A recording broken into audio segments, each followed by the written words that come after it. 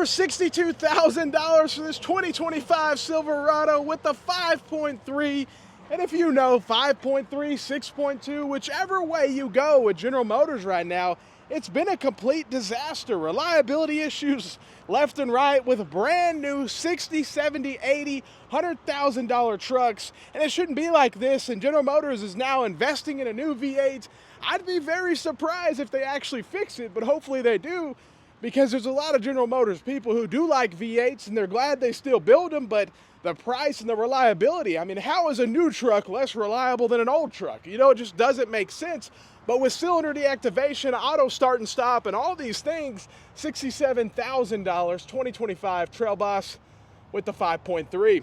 Yeah, they know exactly where they need to put these price points. You know, 60 grand all over the place. That's just what you're expecting for a truck nowadays. You know, it is what it is, but you got to think, the cylinder deactivation, the dynamic fuel management, it's never worked. It's been a disaster now for many, many years. They just never figured it out. And then you also have auto start and stop and all these annoying features that people just don't like with modern vehicles that is supposed to help you increase your fuel economy. But if you look at the fuel economy, it's not even better than probably your '06 Silverado. So what's the point? You know what I mean? A couple extra miles a gallon to have to replace the whole engine. Look at that, 47,000. Wow, that's a lot of money for a Colorado. 2026 Colorado, probably the first 2026 Colorado I've seen that I can think of. So yeah, we got a 2026 in stock on the lot. That's a brand new Colorado actually, which is surprising because I just haven't seen them yet. I've seen a lot of 2024s actually in the Colorado compared to Silverados. It seemed like they took a little longer to get the new model year coming out. But 2026s are here, but it's, yeah, almost $50,000 for a Colorado. Look at that, 44,000, 2.7 turbo, 2025. Now you got to think, you used to get a V6. The Colorado used to come with the V6, which this 2.7 might have more power, but the V6 was just fine for a mid-sized truck. It's not like I mean, what are you doing with the mid-sized truck anyways? And then when it comes to the price, you could get a 4-cylinder naturally aspirated Colorado in 2022 for like 25 grand, brand new. And now you walk up, here's a steel wheels. Look at this, steel wheels. Let's see what this is going for. I'm assuming it's gonna at least be 40 or 30, high 30s for sure. That's just where they are now. It's just kind of crazy, a 10 grand increase, yeah. So last year, I would say 2022, this same vehicle, same trim, WT, would be $28,000. So this thing's had a $10,000 increase. And now it has a 4-cylinder turbo, and most people are like, I'd rather have that naturally aspirated 4-cylinder. It was just fine, and it was $10,000 cheaper, and you could get a discount too. So people were picking up brand new Colorados for, I mean, literally $22,000, $23,000, but you can't even think about that right now because of how high these prices are. I mean, $50,000 Colorados are all over the place, literally. And this one has their window open again. They're leaving, yeah, I mean, here's a $50,000 Colorado. Here you go, $50,000, and you got the window open up here, so it might have a little bit of a smell when you get it home. You know what I mean?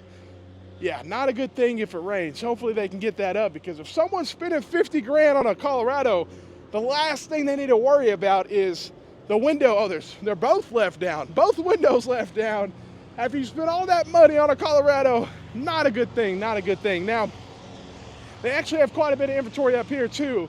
This is their SUVs, you know, their Traverses, their Equinoxes, which, of course, both got a redesign.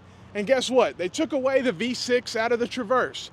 They made everything more complicated with turbos and all this stuff, and they increased the price. So reliability wasn't good to begin with the Traverse, but now I don't think it's gonna get any better, but we'll see. We'll see how these turbo engines do and stuff with the Equinox and stuff like that. Let's see, $42,000, 2.5 turbo, and 2025 Traverse, 42 grand.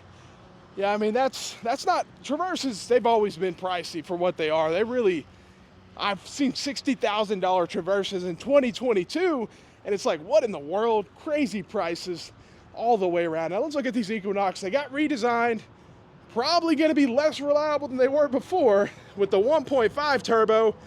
Yeah, $34,000, 2026 Equinox. It's funny because there's people that probably have motorcycles that have bigger engines than this car.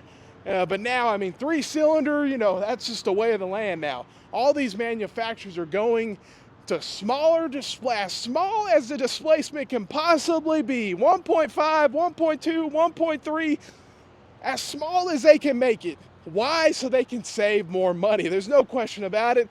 And they can build it cheaper. Apparently it has better emissions, maybe in the short term until the engine completely blows up.